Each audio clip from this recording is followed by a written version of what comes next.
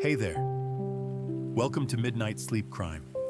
I'm here to help you relax tonight. I know many of you use this video to fall asleep, so before you get too cozy, don't forget to like the video and subscribe to the channel. Also, let me know where you're watching from and what time it is there. I'd love to hear from you. Story 1. When a charming southern widow loses 4 husbands in 12 years, each to bizarre and tragic accidents, locals chalk it up to terrible luck. But when a young funeral director notices something off in their final preparations, he uncovers a chilling pattern buried beneath layers of charm, grief, and decades of deception. It was raining again in Madison County. Heavy, southern rain that clung to the skin and saturated the red clay roads until they squelched under the weight of a single footstep. Inside the modest brick funeral home on Magnolia Avenue, the atmosphere was thick with perfume, wilted lilies, and whispered suspicions.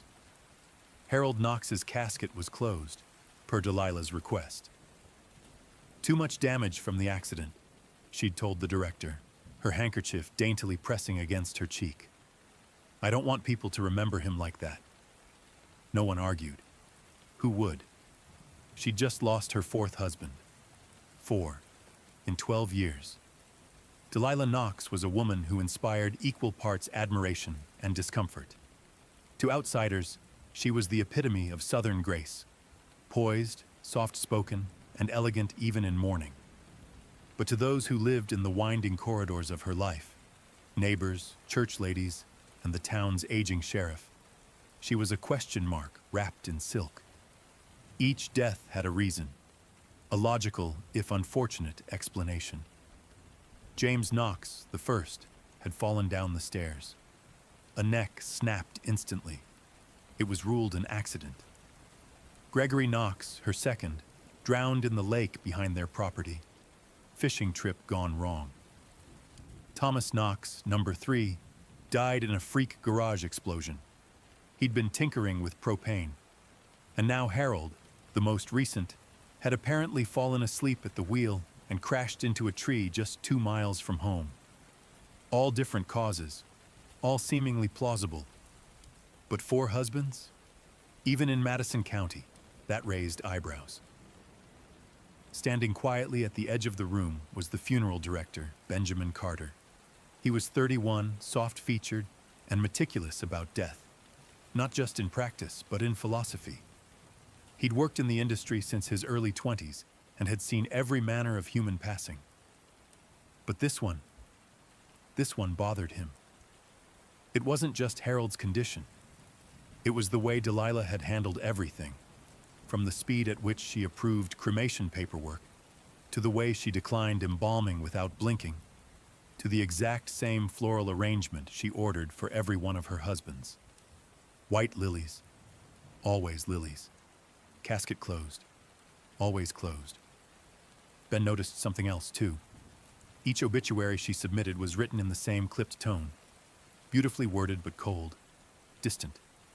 Beloved husband, faithful to the end. May he rest in God's mercy. Cut, paste, repeat. It didn't sit right. After the service, Delilah stayed behind. Ben offered her a quiet room to collect herself. She accepted with a gracious nod, her dark mourning dress clinging to her slight frame. As she sat in the dim corner near the electric fireplace, Ben stepped in with a cup of tea. Chamomile, no sugar. Delilah glanced up. You're a kind man, Mr. Carter. Just doing what I can, Mrs. Knox. She sipped. The room was quiet for a long while. Then she said something that stuck with him. Some people are born with storms inside them, and some marry them. She didn't elaborate, didn't explain. Just finished her tea, stood up, and floated out with her black veil fluttering behind her like a shadow with wings. That night, Ben reviewed Harold Knox's intake report. The coroner's notes were brief. Head trauma consistent with vehicular impact. But one line caught his eye. No seatbelt indentations. He pulled out the other files, the 3 prior husbands. Each one had a unique COD, but there were similarities. No defensive injuries, no real signs of struggle, and in each case, Delilah had signed off on cremation within 24 hours. Too quick, too clean, and yet, just legal enough. The next morning, Ben drove to the county records office. He wasn't sure why he did it. Curiosity, maybe. Or maybe the prickling instinct that comes from brushing up against evil that doesn't look like evil. He requested all marriage and death certificates involving Delilah Knox. There were more than he expected. She had not just 4, but 6 marriages on record. 2 were pre-Madison County, 1 in Georgia, 1 in Florida. The husbands had different surnames, but the birth date on the wife's certificate was consistent. June 3rd, 1979. The name changed, Delilah Mays, Delilah Harris, but the pattern didn't. Each man died within 3 years of marrying her, all ruled accidents, all cremated. He contacted an old friend from mortuary school who worked in Savannah, where the first husband, Elias Mays, had died. Found his death record, the friend said over the phone. Slipped in the tub, cracked his skull. Weird thing was, he was in perfect health, clean home. No sign of foul play. Ben's heart started pounding. And she signed the cremation within hours, the friend added. Whole thing was expedited? What about toxicology? Didn't do one. No reason to suspect anything. Why? Ben didn't answer. He just hung up and stared at the names scribbled across the notepad in front of him. Elias Mays, Michael Harris, James Knox, Gregory Knox, Thomas Knox, Harold Knox, 6 men, 1 woman, all dead. He made a call to Sheriff Clyde Davis. Clyde was old school and slow-moving, but fair. He'd known Delilah for years, had attended her first wedding to James Knox back in 2009. She's had terrible luck, Clyde said after hearing Ben's concerns. But that ain't a crime. I know, Ben replied. But isn't it strange? All 6 men died under weird circumstances, always at home, always cremated, always ruled accidental. Clyde sighed heavily. You got evidence or you got feelings? Ben paused. Not yet. Then you best be careful accusing a grieving widow, especially one who donates half her inheritance to the church. Click. That night, someone broke into Ben's funeral home. Nothing was stolen, nothing vandalized, but someone had been inside. He found Harold's cremation documents pulled from the filing cabinet, set neatly on his desk, with a single white lily placed on top. Ben's skin went cold. There were no fingerprints, no signs of forced entry, just that flower. As if someone was reminding him that Delilah Knox didn't need to say much to make a point. But Ben wasn't about to be scared off. The next day, he drove 2 hours to the state archive and began combing through court documents, life insurance claims, and obituary notices from counties that had long since stopped asking questions. What he found was damning. Each husband had left behind a policy. Nothing enormous, but always enough to keep Delilah living comfortably. The payouts had been quick, no contest, no disputes. She'd collected over $1.2 million over 15 years, and she hadn't worked a single job since 2007. That night, Ben made a choice. He was going to stop her, even if it killed him. Ben Carter had spent the better part of his adult life surrounded by death, but never like this. Not the quiet, natural kind. Not the expected passing of age or illness. This was something darker, more intelligent. Death with intention. And it had a name. Delilah Knox. He stared at the insurance documents spread out across his office floor. 6 policies, 6 deaths, all settled with barely a wrinkle. No contest, no investigations. All husbands, all cremated, all Delilah. It was one thing to suspect coincidence, another to start counting patterns. Ben knew he had stepped off the safe path. He'd gone from funeral director to amateur investigator in under 48 hours. And now, something told him he had Delilah's attention.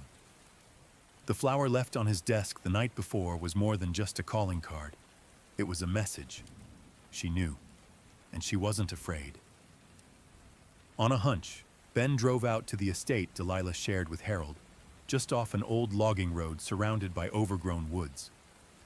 The Knox residence sat at the top of a gentle hill, shrouded in moss-covered oaks. It was both elegant and unsettling, like a place that belonged in a Southern Gothic novel. He stayed in his car and surveyed from a distance. No movement, no lights. He didn't dare approach, not without a plan. But something gnawed at him as he watched the house. A sense that beneath its pristine white columns and wraparound porch lay something rotting, hidden under layers of charm and wealth. Ben returned to town and did what no one else in Madison County seemed willing to do.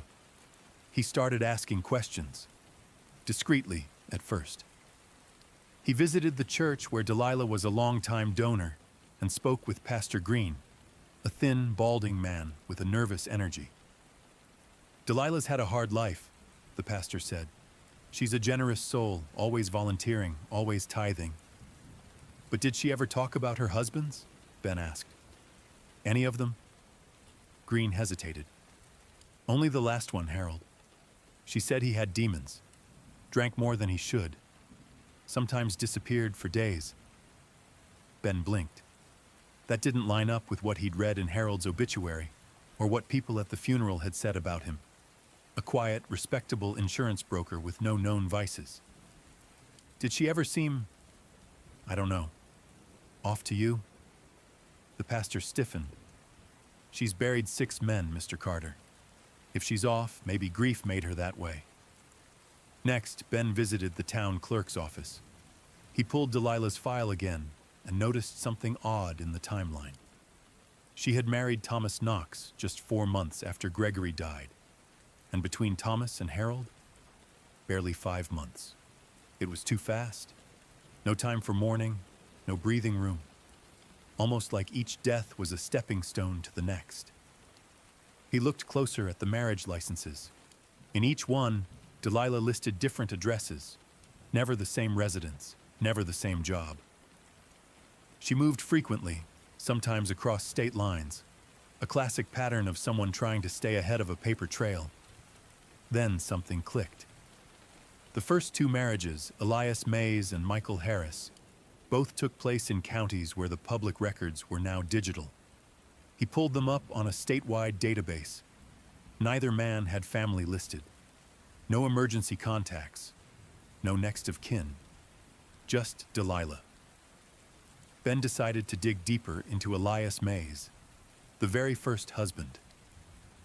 According to his death certificate, he'd drowned in a hotel bathtub in Savannah after excessive drinking, a tragic accident. But the toxicology report, what little existed, was handwritten and filed by a coroner who'd since passed away. Ben tracked down a man named Marcus Langley, a retired detective who worked that case back in 2008. I remember that one, Langley said over the phone. The guy was naked, face down in the tub. Nothing about it screamed murder, but... But? Ben asked. Langley sighed. She wasn't wet. What? When we got there, she said she'd found him like that. Claimed she had just stepped out to get ice, but she was dry, fully done up. Hair, makeup, perfume, not a smudge out of place. Ben felt a cold pulse rise in his throat. She didn't touch him. Not once, Langley said. Didn't even try CPR, said she froze. Why didn't you investigate further? She lawyered up, had a copy of the insurance policy ready, and the hotel footage backed her up. She really did leave the room to get ice. The window was small, maybe 10 minutes. Ben hung up with a shaking hand. Delilah was smart, calculated. She knew how long it took to kill someone and how to look innocent doing it. Back in Madison County, Ben was getting nervous. He hadn't seen Delilah since the funeral, but she was beginning to feel like a presence in his life. Watching. Waiting. He began double-checking the locks on his doors, leaving lights on at night. He even stopped using the same route to work. Then came the letter. No return address. Typed. Short. You are not the first man to dig into my past, but you will be the last. There was no signature, just a pressed white lily between the folds of the paper. Ben took the letter to Sheriff Clyde Davis, but the old man barely glanced at it. She's been through hell, Clyde muttered. Don't go poking ghosts that aren't yours. It's a threat, Ben insisted. Looks more like a warning. Same thing. Clyde handed the paper back. You don't have any real evidence, Ben. Just theories and fear. Ben left the station more furious than afraid. He realized that Delilah had more than charm. She had power, the kind that made men overlook logic, that let her move freely while death followed like a loyal dog. But Ben was done being scared. He needed proof. Real proof. He knew he couldn't exhume any of the bodies. There were none left. Cremation had taken care of that. But what he could do was find someone who knew her before she became Delilah. A former friend, a relative, anyone. He called every number tied to her name over the past 20 years. Most were disconnected. Some went to old properties now abandoned or sold. Then he found a landline listed under Charlotte Mayfield in Valdosta, Georgia. She answered on the fourth ring. I'm looking for information about Delilah Knox, Ben said. Silence. Then, you mean Lila Mays? Ben's pulse jumped. Yes, you knew her. I was her roommate. Back in 2004, Ben asked if she'd ever met Elias, the first husband. Once, Charlotte said. We had drinks. He seemed sweet. And then she said he took her to Savannah for their honeymoon. 3 days later, he was dead. Did she seem upset? Charlotte hesitated. She cried. But the night after his funeral, she went out dancing. Ben convinced Charlotte to speak with him in person. He made the 3-hour drive the next day and met her at a coffee shop near Valdosta State. Charlotte was in her 40s now, a teacher with 2 kids. But the moment she started talking about Delilah, her voice shook. She was beautiful, Charlotte said, like a movie star. Men worshipped her, but there was something cruel behind her eyes. Did she ever mention killing Elias? Number, but she told me something once I never forgot. Charlotte looked around, then leaned in. She said, men are meant to provide. That's their only purpose. If they stop, you find another. Ben swallowed. Did anyone else ever suspect anything? One guy, her second fiancé, not Michael Harris, someone before him. A bartender named Jay. He disappeared before they could marry. Disappeared how? Just gone. No trace. Ben's hand trembled as he lifted his coffee. Did anyone investigate? Not really, Charlotte said. He had priors. The cops figured he skipped town. That night, Ben returned home and found another envelope taped to his door. This time inside was a photo. Black and white, grainy, but unmistakable. It was of him. Standing outside Charlotte's coffee shop, Delilah had followed him. She knew everything, and she was getting closer. The photograph chilled Ben more than any ghost story ever could. There he was, clear as day, coffee in hand, leaning toward Charlotte, mouth mid-sentence, taken from a distance but unmistakably him. Delilah wasn't just watching. She was tracking him. She knew where he went, who he spoke to, what he was doing, every move he made, and she wasn't hiding it anymore. This wasn't a warning. It was a threat.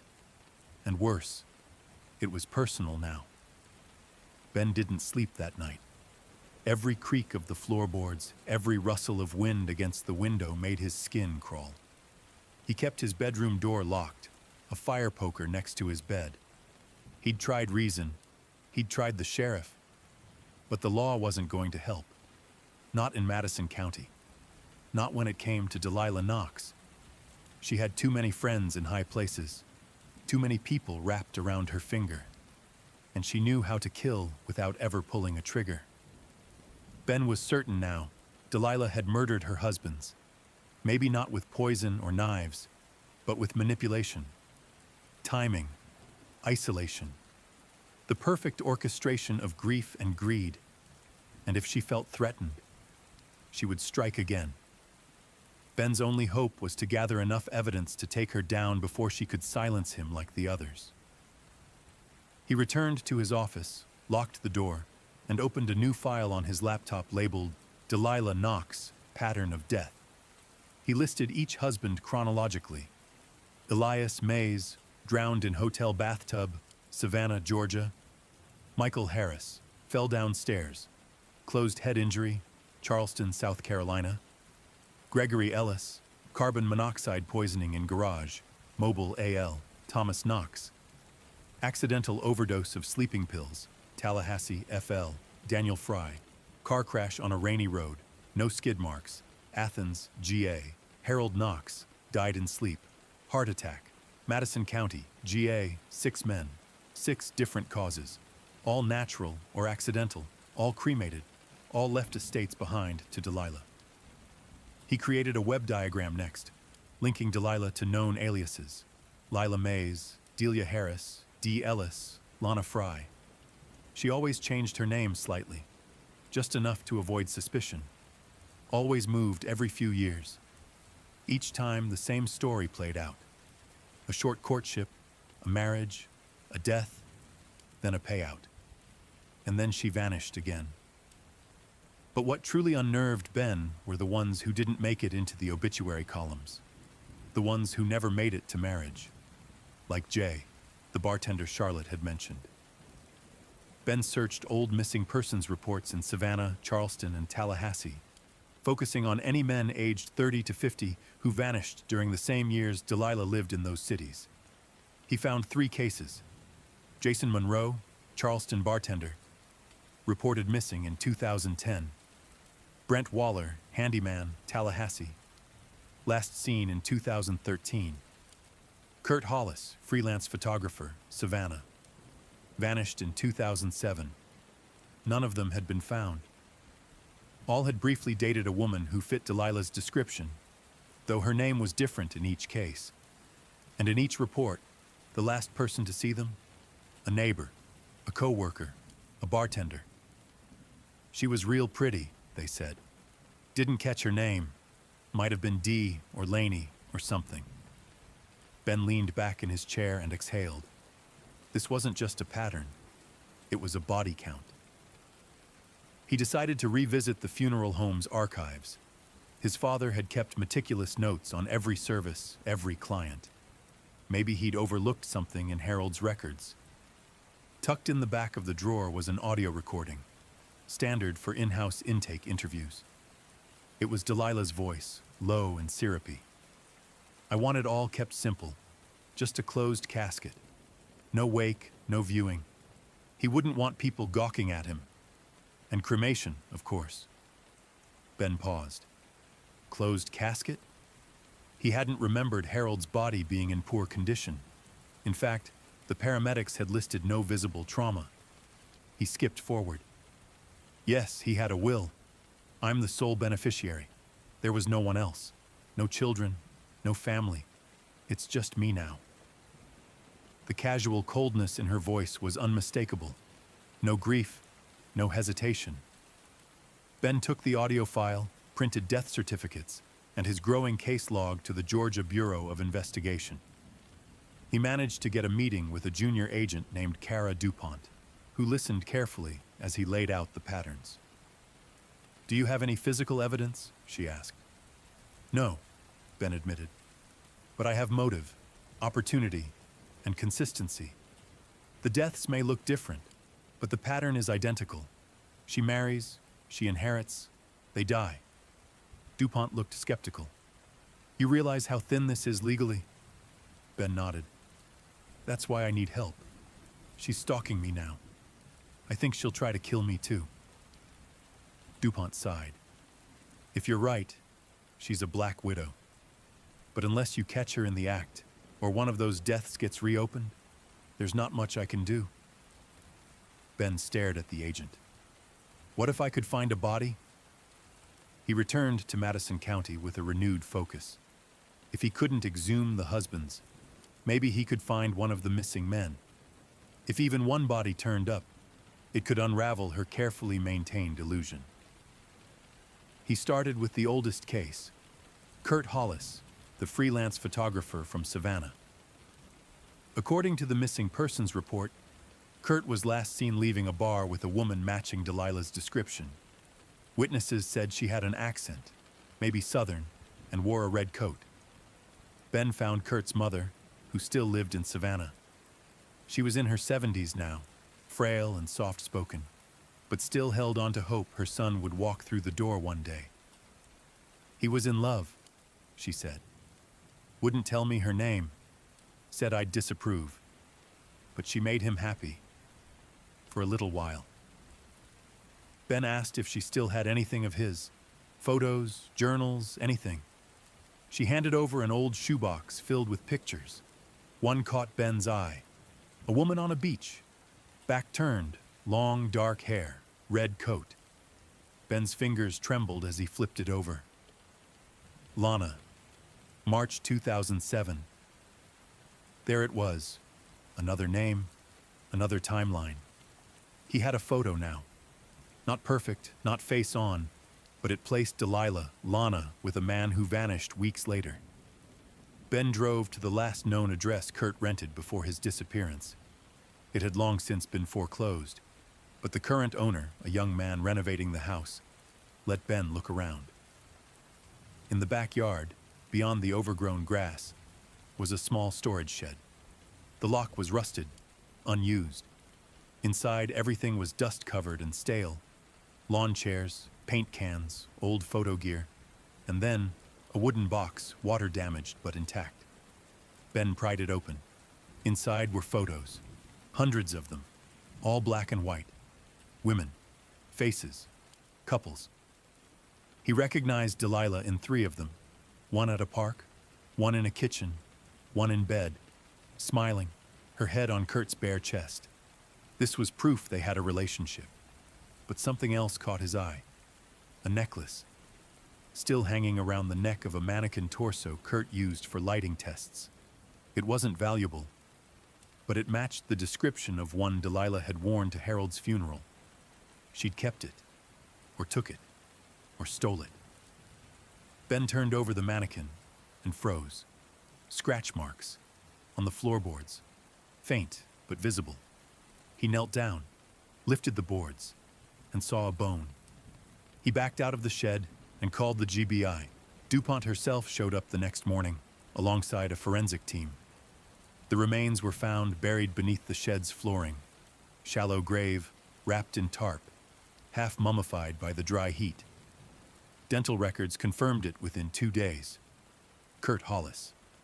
Cause of death: blunt force trauma to the skull. Time of death: approximately 3 days after his last known sighting. And just like that, the house Delilah had built for herself began to collapse. Ben's phone rang that night. It was DuPont. "We have enough to bring her in. The photo, the remains, the connection, but she's gone." "Gone?" Ben asked, his voice hoarse. "She didn't show up at her estate today. Her car's gone. Her phone's disconnected." Ben swallowed. "She knows we're closing in." "Exactly," DuPont said. "And she's dangerous. If she thinks you're the reason, you might be her next target." Ben turned toward his dark window. Outside, the wind rustled the trees, and somewhere in that darkness, Delilah Knox was watching, waiting. The sun had long since dipped beneath the Georgia pines, casting long shadows over Ben's front porch when the knock came. Not the doorbell, a knock. Software intentional. 2 sharp taps, then silence. Ben froze. His first thought was irrational. Childhood fear, ghost story nonsense. But then the fear turned sharp and real. Delilah. He approached slowly, fire poker in hand. He peered through the curtain. No one on the porch, nothing on the step, no car in the driveway. Just the hush of night and the unshakable sense that something, had been there. He opened the door a crack. A single item had been left on his welcome mat, a wedding band. Ben recognized it immediately. The initials engraved inside, DF to DK, belonged to Daniel Fry, Delilah's fifth husband, the man who had supposedly died in a car accident. Ben's stomach twisted. She wasn't just running, she was hunting. Agent DuPont ordered immediate surveillance of Ben's home. 2 unmarked cars were placed nearby, and Ben was told to avoid his routine. No coffee shop stops, no grocery store runs, no morning jogs. Delilah had vanished off the grid, but her messages kept coming. Each night, something new was left behind. The second night, a faded Polaroid, Ben, age 6, standing beside his father outside the funeral home, holding a paper bouquet. The third night, a small white bird figurine, identical to one his mother used to keep on her bedroom dresser. The fourth, a torn piece of Charlotte's dress, blood-stained. That night, Ben nearly collapsed from panic. He tried calling Charlotte, but she didn't answer. He drove to her home, banged on the door until the porch light flicked on. Charlotte stood there in sweatpants, holding a mug of tea. Ben exhaled with relief. "She's toying with me," he said. "She's trying to unravel me piece by piece." Charlotte pulled him inside. "Then don't give her what she wants." The GBI issued a regional alert for Delilah Knox, warning surrounding states, airports, bus stations. But without a confirmed ID, no fingerprints on file, no confirmed aliases, they were chasing a ghost. Ben reviewed everything he had again, looking for patterns. She didn't run randomly. She ran strategically. After each husband's death, she always disappeared into a region where she had previously lived under another name. Mobile, Charleston, Savannah, Tallahassee. Where would she go next? One city kept popping up in Delilah's scattered trail: Montgomery, Alabama. She'd lived there briefly in 2009, under the name Lillian Hart. Nothing suspicious had happened. No death, no marriage. Just a quiet 6-month period where she worked at a florist, then left without a word. DuPont pulled security footage from banks, gas stations, and rest stops near Montgomery. On the third day, they got a hit. A woman matching Delilah's face shape and height, now blonde, wearing large sunglasses, was seen withdrawing cash at a gas station ATM just outside the city. The timestamp was only 6 hours old. Ben stared at the screen. "That's her." DuPont nodded. "We're closing in."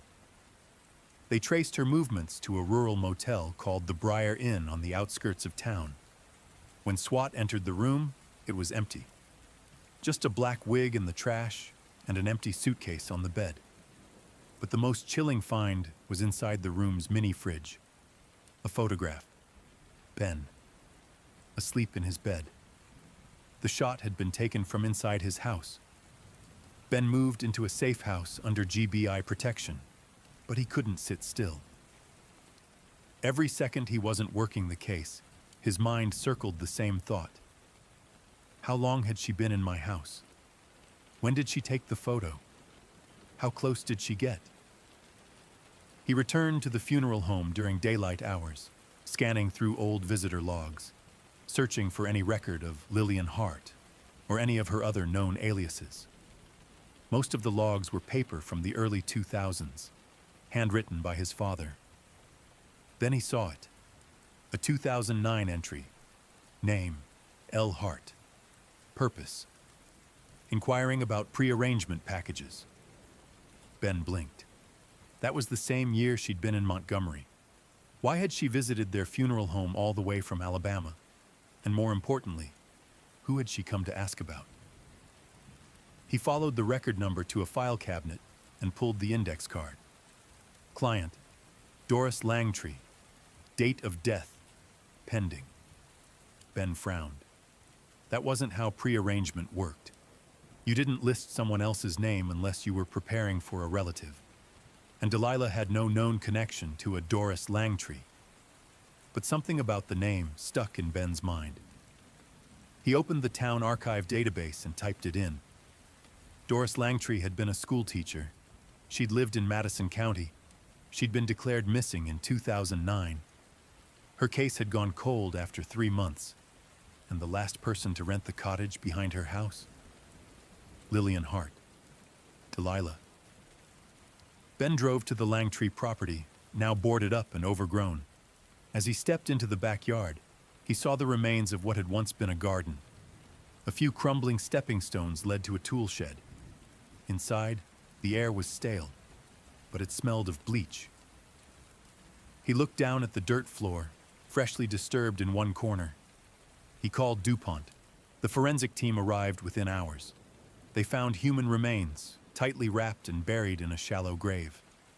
Dental records later confirmed the identity. Doris Langtry. Murder weapon, a blow to the head. Motive, unclear, but the cause of concealment was clear. Delilah had hidden the body, vanished, and moved on. And now the GBI had 2 murders tied to her name. The search intensified. The FBI stepped in. Delilah's face, digitally aged, recolored, morphed, appeared on every news channel in the Southeast. Rewards were offered. Tips poured in. Most were dead ends. Until a gas station clerk in Jackson, Mississippi, called in a woman matching the description. She'd paid in cash, bought road maps, left behind a receipt. It was dated 2 days ago. She was heading west. Ben sat with DuPont that night, both staring at the growing timeline. She's trying to vanish again, DuPont said. New life, new name, same cycle. Ben whispered, we're running out of time. DuPont stood. Then we don't wait for her to strike. We set a trap. They put the word out that a new funeral director had taken over Ben's business. Single, wealthy. Local paper ran a feature. Madison's most eligible bachelor. They created a fake profile, a dating app presence, a name, Mark Hanley, a persona, viuda, bien avenida, buscando compañía. The bait was set. They waited. For 2 weeks, nothing. Then a message. From a profile named Annie Fields, blonde, sweet. Her first message. You seem familiar, Mark. Ever been to Savannah? Ben's hands went cold. It was her. Under heavy surveillance, Mark Hanley replied. Casual, cautious. DuPont coached every word. They chatted. She was coy. He was charming. She suggested dinner. Mark agreed. The GBI wired the restaurant. Agents posed as waitstaff. Ben wore a concealed mic and sat at the corner booth. At 7:12 p.m., she walked in, dressed in green, sunglasses, a black scarf, still beautiful, still dangerous. She smiled like an old lover seeing a ghost. Mark? She purred. Ben nodded. Annie. She sat down, and with a flicker of a smile whispered, I knew you'd come for me eventually. The restaurant was quiet. Too quiet. Soft jazz floated overhead, blending with the muted clink of silverware and glass. But to Ben, the atmosphere was razor-edged. Every breath, every blink, every syllable from Delilah, Annie Fields, felt like stepping across a minefield. She wore emerald green like it was armor. Her lipstick was the shade of ripe cherries. Her hands moved like waves, graceful, hypnotic, but Ben noticed her knuckles, small scars, faint abrasions, signs of a fighter, or worse, a killer who had cleaned up a mess too many times. You're not what I expected, she said, sipping wine. Ben forced a chuckle. And what did you expect? She tilted her head. Someone older, someone lonelier. She was fishing, testing the persona. Ben played along. Lonely, maybe. But I like to think I still clean up well. She smirked. So modest. Behind the bar, Agent DuPont pretended to wipe glasses. 2 other agents played the part of a couple in the corner. Backup waited outside. The GBI had been careful. No wire she could spot, no visible earpieces, no sudden moves. Ben was the bait, but everyone else was the hook. "Tell me, Annie," he said carefully, "what brings you back to Georgia?" Her eyes glittered, unreadable. "Let's just say I left some unfinished business." Ben's pulse quickened. "You from around here?" "Not anymore." She looked around the room, her eyes scanning the exits, calculating. Even now, under cover, under pressure, Delilah never stopped looking for escape routes. "I travel a lot," she said. "Never liked staying in one place." "Why not?" "People get boring." Ben gave a dry laugh. "You must have met the wrong people." She stared at him. Long, hard. The flirtation vanished. In its place, a sudden stillness, like a snake preparing to strike. "I think we both know," she said softly, "that you're not really Mark Hanley." Ben froze. "Excuse me?" "You flinch like a cop," she whispered. "You watch the door too much, and you drink water, not wine. That tells me you're on edge, or wired, or both." She leaned in closer, voice like silk-wrapped steel. "I know who you are, Ben." The name hit him like a punch to the gut. Then, before he could respond, she sat back, folded her napkin, and said aloud, "Thanks for dinner.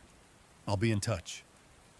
She stood up, stepped away, and within seconds she was through the doors, disappearing into the night like smoke.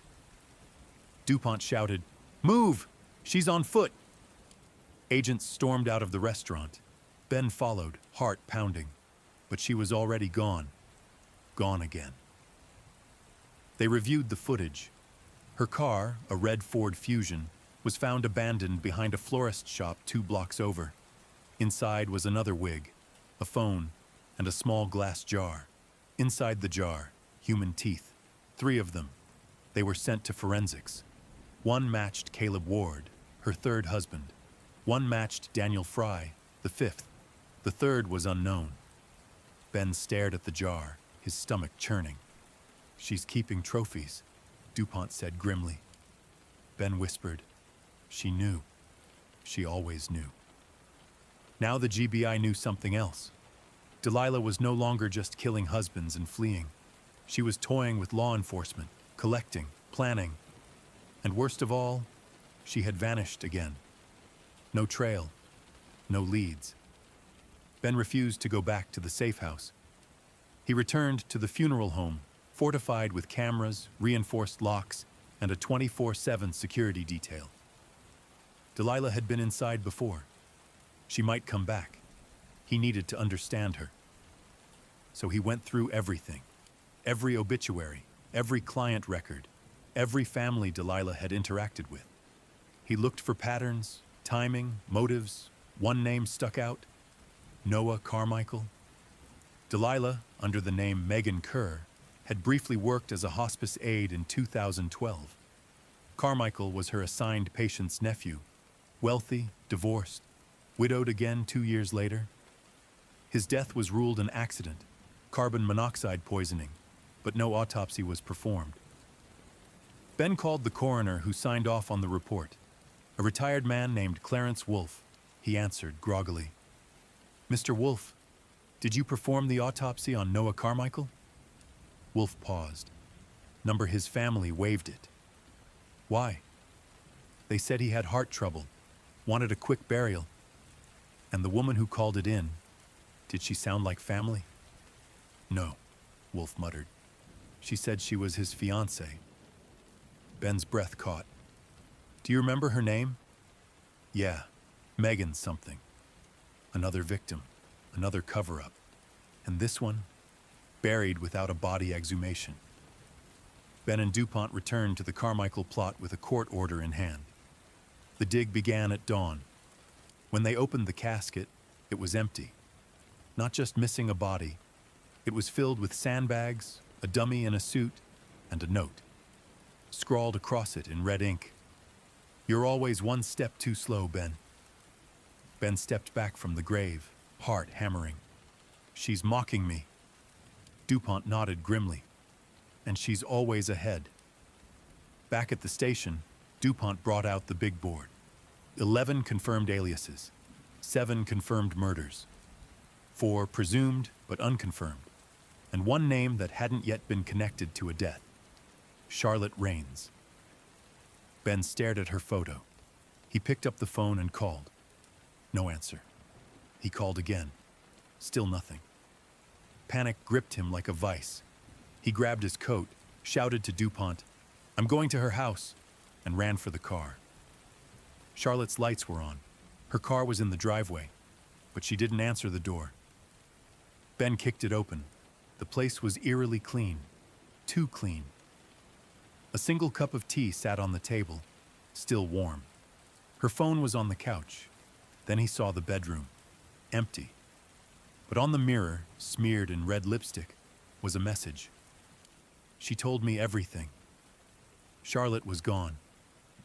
Ben returned to the GBI office, shaking. "She got her," he said. DuPont grabbed the lipstick sample from the mirror. It was fresh. It wasn't Delilah's color. It matched one Charlotte had been wearing in a photo from 3 nights ago. DuPont didn't like it. "She wouldn't go willingly," he said. "Unless..." Ben stared at him.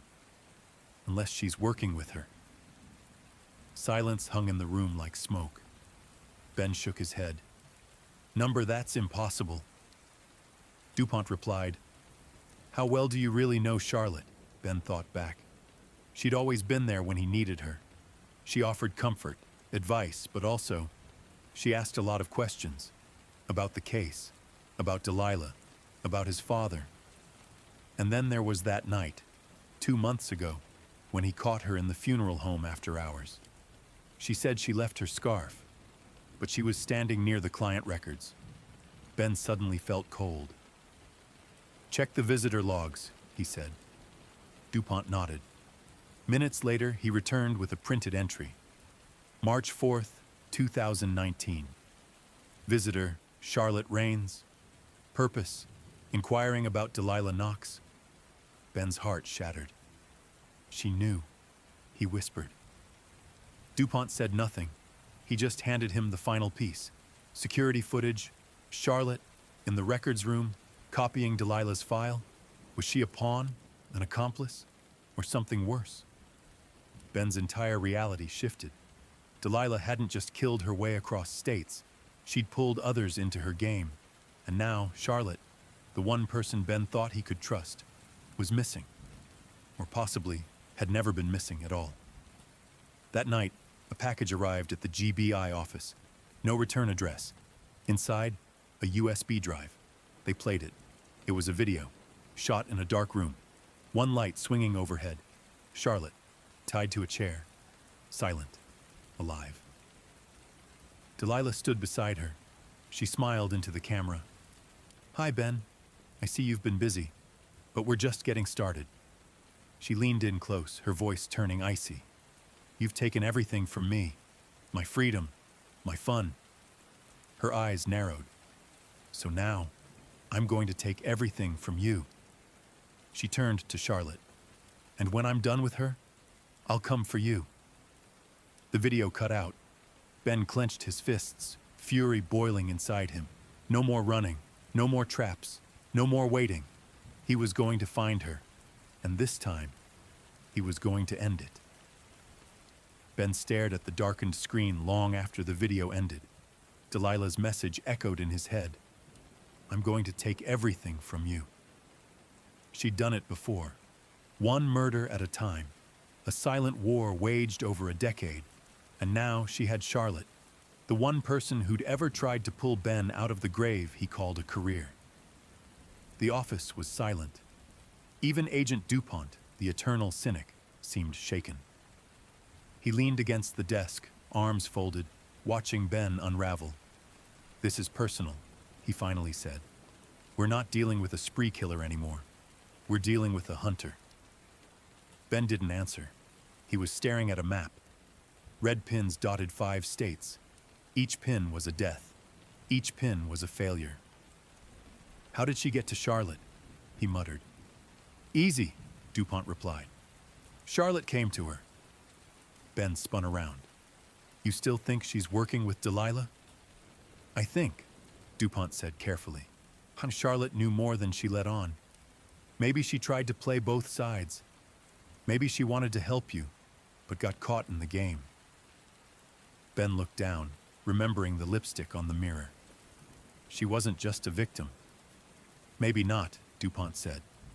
But now she's a hostage, and Delilah wants us to come looking. Ben nodded. So let's give her what she wants. They launched Operation Ember the next day, named for the smoldering wreckage Delilah always left behind. DuPont coordinated the manhunt. 40 agents, 4 departments, drones, helicopters, digital surveillance, license plate readers, and over 3 dozen forensic specialists. Ben took charge of behavioral profiling. He wasn't just chasing her movements.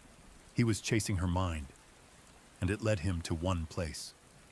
The Hollow Pines Inn. A roadside motel outside Savannah. Old, run down, but secure. High fences, few guests. A perfect hiding spot.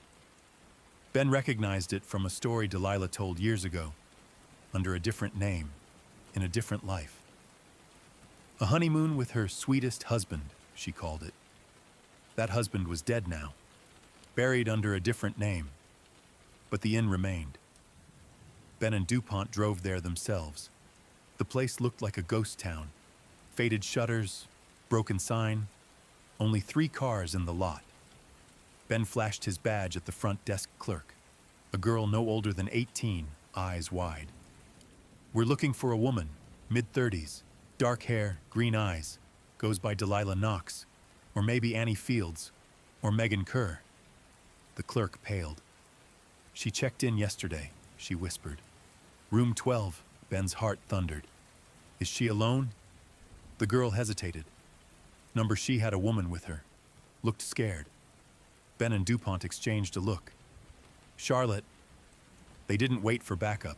They moved fast, guns drawn, door kicked open. Room 12 was empty.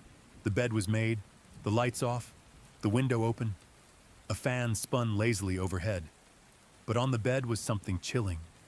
Charlotte's scarf, tied into a perfect noose, and next to it, a photo.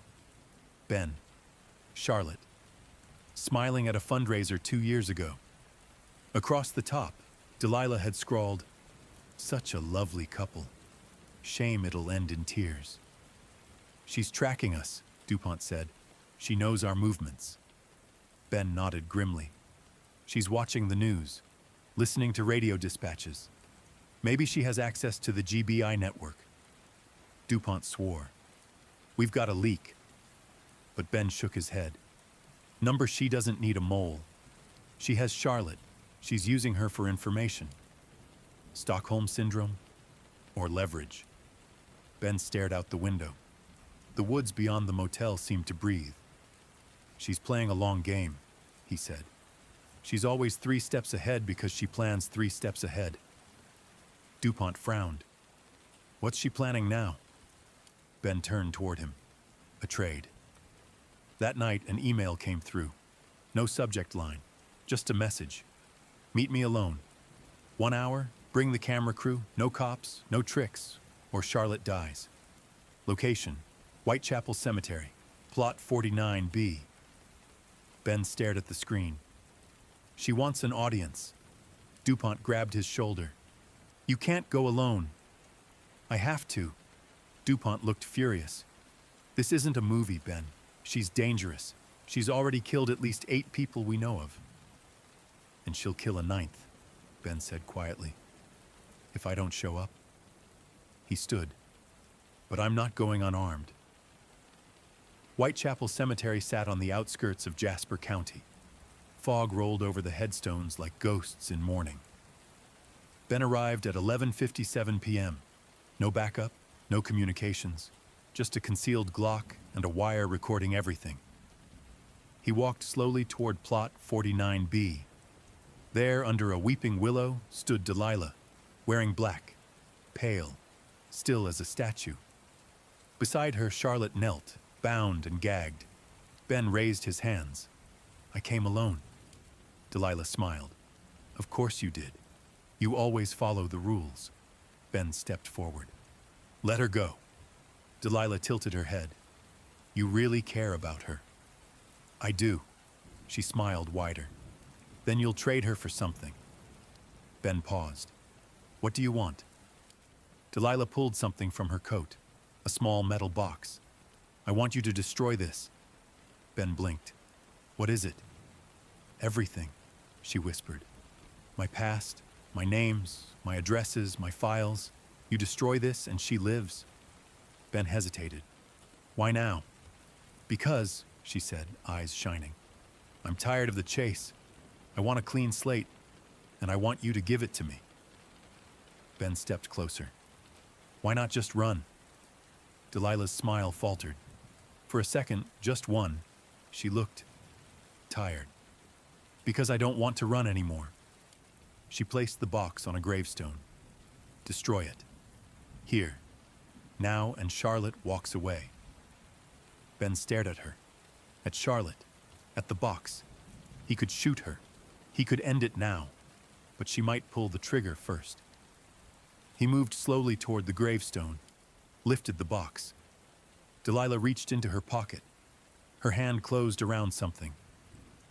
Ben's finger twitched on the trigger. But then, she pulled out a lighter, flipped it open. Burn it.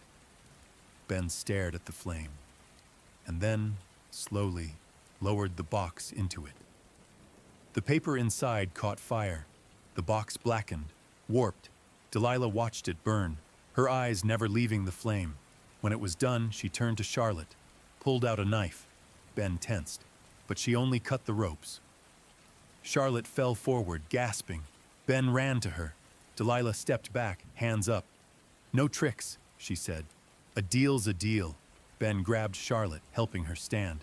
It's over, Delilah, she laughed. Oh, Ben, it's never over. She turned and vanished into the mist.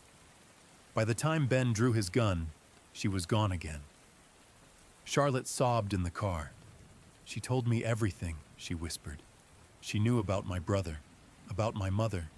She said if I helped her, she'd leave them alone. Ben didn't ask how much Charlotte gave up. He didn't want to know. He just said, "You're safe now." But even as he said it, he knew it wasn't true, because Delilah had given them something unexpected, a choice. She could have killed Charlotte. She could have killed him. But she didn't. She wanted something. And now that she'd burned her past, she was free to become something else. The next day, the GBI declared Delilah a federal fugitive. Posters, alerts, interagency coordination. Ben stood by a wall of faces. Her faces, different names, different hair, different lives. DuPont came beside him. You think she's done? Ben shook his head. No.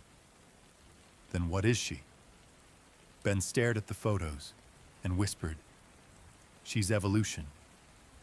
The forests of Georgia had always held secrets, but none as horrific as the one unearthed 5 days after Delilah vanished from Whitechapel Cemetery.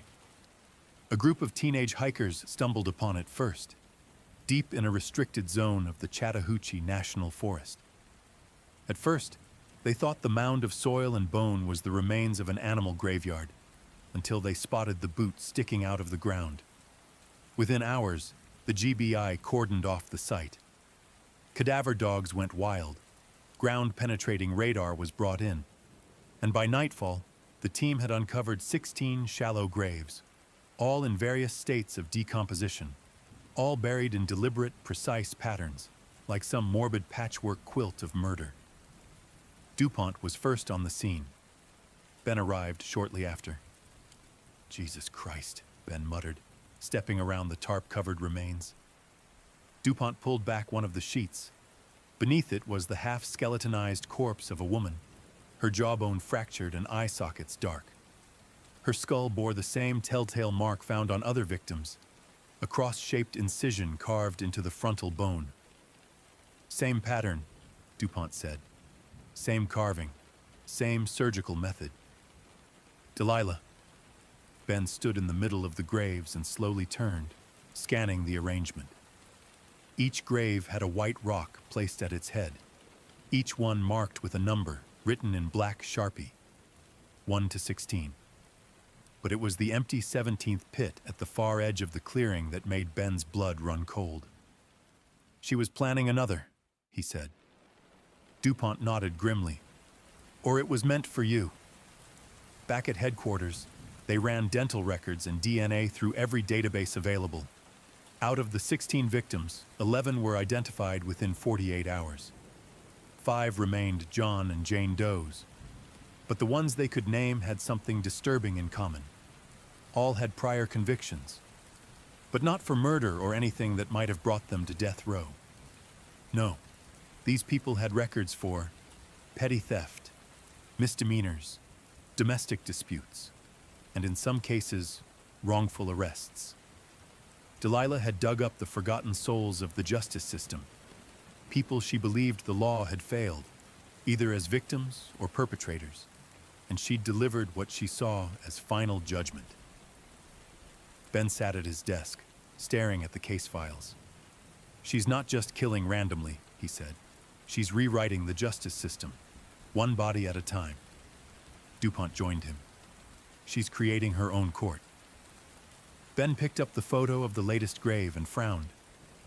These graves weren't just random locations. They were carefully chosen.